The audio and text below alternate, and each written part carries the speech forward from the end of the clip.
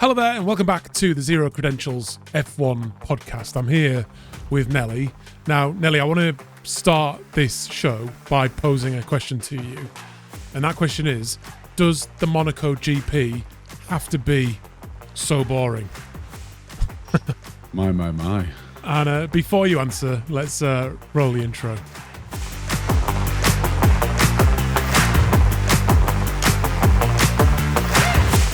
So I understand it is a bit of a loaded question, but I think one thing that I was thinking about in the lead up to this show is that every year you hear about how amazing Monaco is, and everybody seems to love Monaco. I think at least that's the story that comes from the mainstream media. And as fans, I don't think that's how we feel. I don't feel it. I appreciate the press and the TV crews on their junket to the south of France and the Principality of Monaco. I think it's a great deal, and let's go out there and do that, and let's have a week on boats and stuff like that. Yeah, they're having a fantastic time, but it's the typical procession. I appreciate there's romance and historic significance, but it's one of the races that I look forward to least on the calendar. Yeah, that's absolutely true, isn't it? I think like that kind of, if we went there, all expenses paid, I'm having sure a great time. Yeah. We could have the time of our life in Monaco. I bet easily. we could. Easily, yeah. So many boats and beautiful women. Because I'd be in Monaco feeling like I am today, because I have to apologise if I'm a little hoarse or a little pale or a little pasty. I overindulged last night at a corporate event, and I'm hurting real bad. But is my commitment to this podcast and to having a nice chat with my friend Adam about Formula One that I'm going to power through. Oh, you're a trooper, mate. You're a trooper. You did say on the very first show that you were a businessman. I've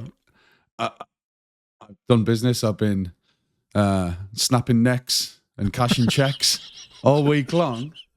But I snap myself. I feel like I've been tasered.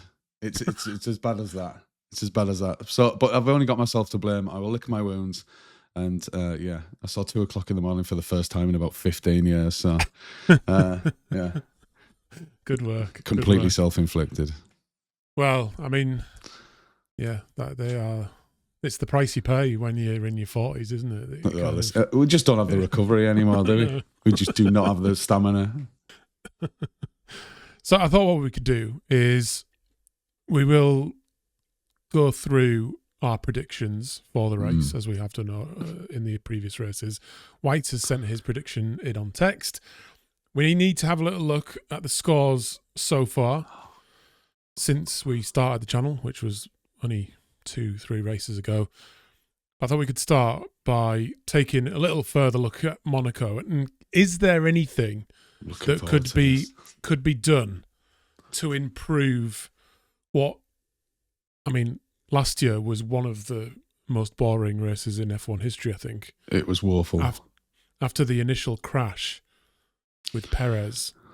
Yeah, Checo with another DNF. Yeah. That's fairly predictable. Because they changed their tyres. Well, they got red flagged, and they all put the hard tyres on, which led to them most of the field not That's pitting it. They can again. finish the race. It's a procession at that point. But yeah, that was the only spice with K-Mag trying to throw it up the inside in a space that wasn't there and happily taking his teammate Hülkenberg out in the process as well as Checo. Looked like a pretty nasty crash. But the thing that alarmed me the most at the time was the horrendous yellow McLaren livery. It was disgusting. It was absolutely horrible.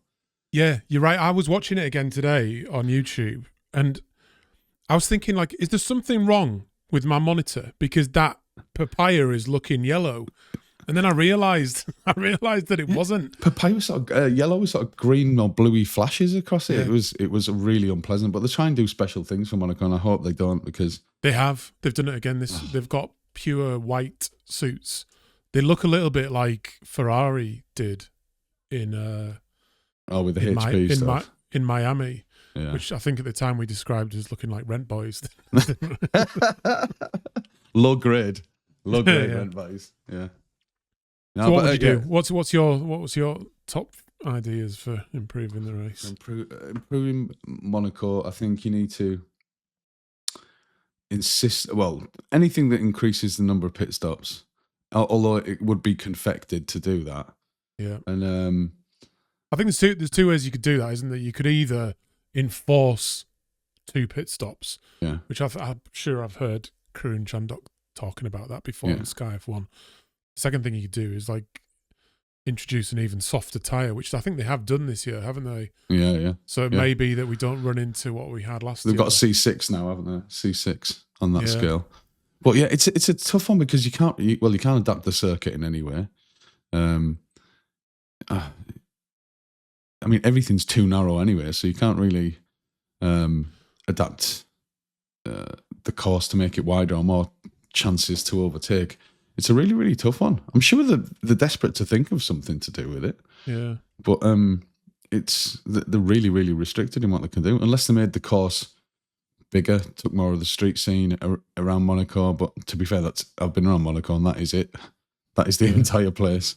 I mean, the circuit. I mean, like you said, the circuit is historic, and I'm not sure how much you would actually want to mess with that. But the cars have got so big, haven't they? I think that's part of the problem. Is that the cars are so big now that there's just no chance of overtaking. 2 meters wide. That's huge. That's in the past, I remember watching it in the past, and you could, as you come out of the tunnel down the hill, you could slot in and overtake just there. Yeah. And that used to there's be a bump that they get frightened about, don't they? So they sort of kink backwards and forwards around that bump. Coming down the hill, but it's too easy to lock a brake, and many of them carry on. They've got that runoff area, haven't they? But I don't know, unless they maybe enforce aero, dump a load of aero, so that the effect of being stuck behind someone is even dampened even more. But I'm not sure how it would work, but I'm quite in favour of potentially using a different car, like use an F2 car for the day and help promote F2 or something, I think go-karts would be funny. Yeah, they really enjoyed their time with the Lego stuff the other week, didn't they? Yeah, exactly. Yeah. I literally think that would be that literally was more exciting than Monaco. It's just the not actual Grand Prix. It's just not a spectacle. It's not a spectacle these days. And to be fair, you can see when they had the open cockpits that were down like below their elbows, way back when in the 50s and stuff, when it was Fangio and all that. Yeah. There was space to get by because the cars were probably a metre wide tops, and they weren't that fast or that aero dependent. One thing I said on text earlier was that maybe we should do an additional special prediction for Monaco and decide or try and come up with how many people in the top 10 would finish in a different position to what they did last year. And White's sort of replied with his predictions saying he'll go for 0 because that's what happened last year. Yeah. And it is. But then I was thinking, actually, that's not a very good game, because if one of the top, say whoever's in the lead drops out for whatever reason, then everybody in the top 10 will be in a different position to where they started. Yeah. So what I think is probably a better prediction, and one I would like to get from you, is how many overtakes do you think there will be in pure racing terms, not in pit stops and not from retirements, just genuine overtakes? Because the start-finish straight's a very popular spot, isn't it, to do that when you get the chance, or maybe even the hairpin before you go into the tunnel. But I seriously think you could count on one hand the way the cars are at the minute. I think it's the most important track for qualifying, because where you qualify is pretty much where you finish in the race. Absolutely. And the cars are so reliable as well, aren't they? These days, absolutely. Yeah. Especially around Monaco, where it's not really... It's fast, isn't it? But the corners are slow. It's not like... I don't think it's stressing the power units like it is at... I think the fun will be in quali. It's almost flipping it. The quali is the race as much as anything else, because that's what you're getting out of it. And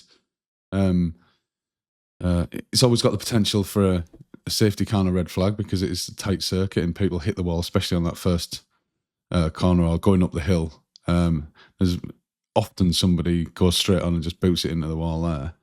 But yeah, maybe we just needed to embellish the event with other things and bring back the grid girls. A bit of modern misogyny. Let's have some pretty ladies. Yeah, I mean, they were done out of a job, weren't they? So, but the union should be all over that. The other thing is you could scrap it all together.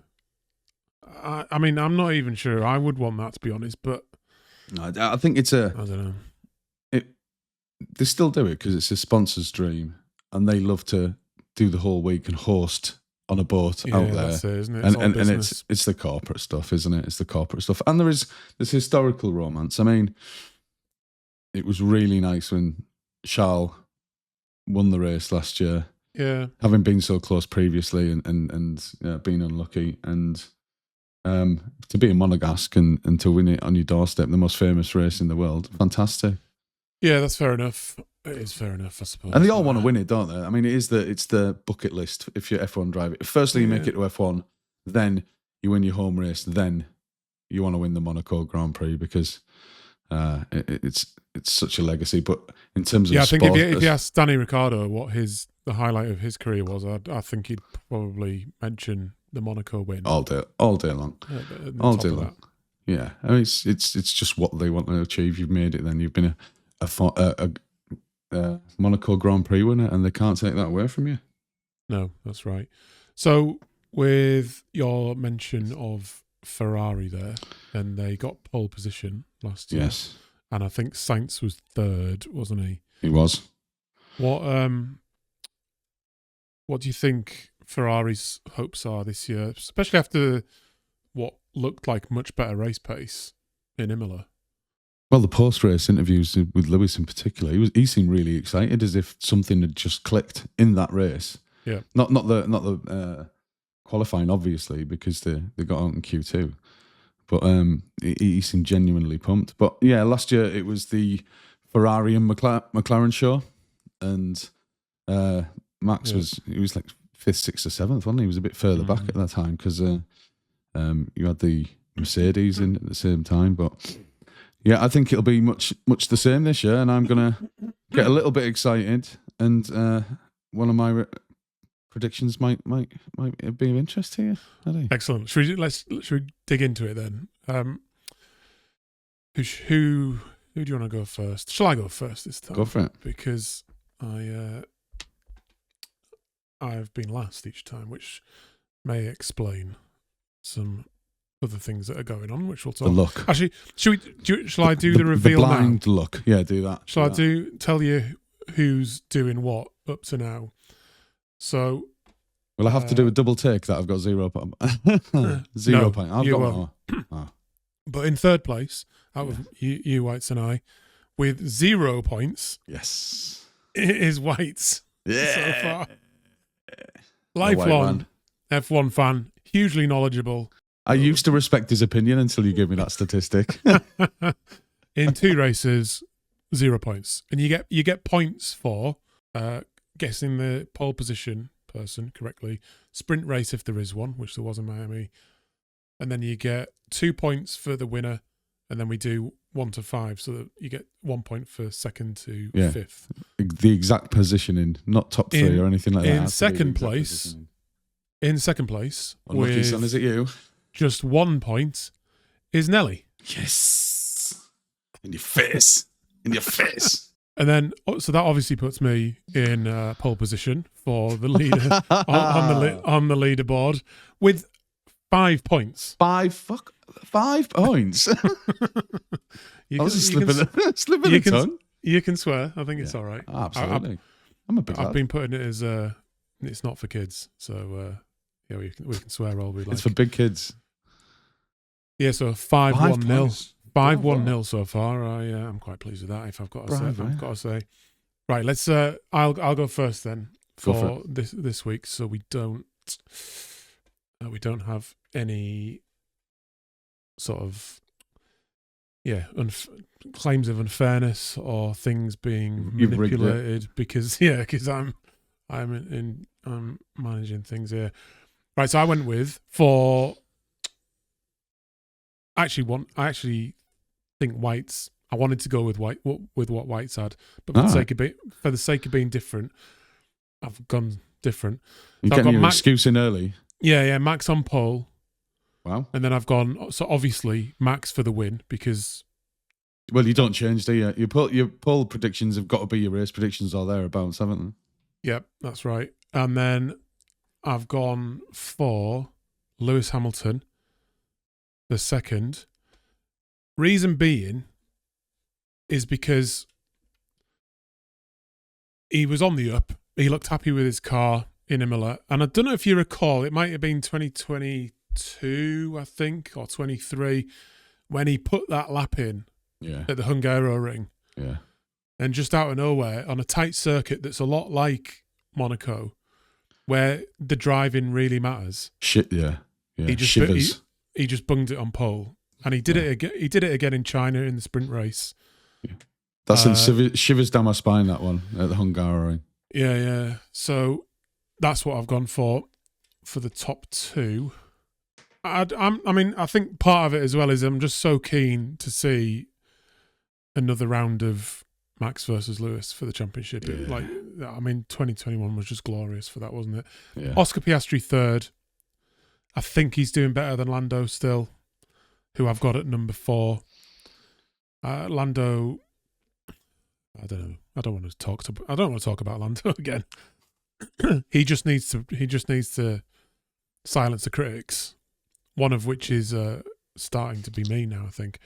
And then number 5, Charles Leclerc, because I think the Ferraris are going to go well, even though they aren't necessarily that good in the slow corners. No. They always turn up at Monaco, don't they? They do. They turn it on. I like them. I'll go with. Do you want to go Whites? I'll go with Whites next, so you can. I'll give you all the benefit of going last. Right. He's feverishly scribbling down notes and changing my opinions. This is, if I'd been doing what my brain is telling me rather than my heart is telling me, I would have gone for this. And I think Whites is onto something. He's got Max on pole, therefore Max for the win. He's going Oscar second, Lando third, George fourth, and then Charles Leclerc fifth. So there's some similarity to what I could go with some. I could go with some of that. Well, actually, I've got exactly the same people as yours, but not necessarily in the right order. So I've got Lewis on first. I've got Lewis on pole position. I'm going for it. I like it because it's not a speed sensitive track, and if he hooks up the front end of that car, I think he's got an excellent chance of doing it. And class is permanent, isn't it? So I must admit I was tempted, and I'm glad because it's made it more exciting because we've all gone different stuff. Yeah. Well, I need to rack up some points, pretty sharpish, and maybe this is the completely wrong way to do that because it's a massive roll of the dice. But I'm going to go for it. And then I've got Lando second because I think he has got something to prove at the minute. He needs to out qualify his teammate, so I think he'll be putting himself under a bit of pressure for that. Then you've got Piastri, and then Charles Leclerc because I think he'll do that. But that leaves Max fifth, and you write him off at your peril. But he'll be there or thereabouts, and he's been qualifying like Billy Orr recently, hasn't he? He's been absolutely magnificent. But I just fancy a bit of a mix-up. I've got to say, doing these predictions, I think it's going to make it's going to make qualifying more interesting. Yeah. Anyway, isn't it? Yeah. Little side hustle. Yeah. Spice it up. We may have to start putting a wager on it. Maybe if it equals out after if we're all on similar points after about 10 races. Yeah. 5 points ahead. Yeah. Let's throw money at it, I do. Yeah. That sounds like a great idea, mate. Run off into the distance.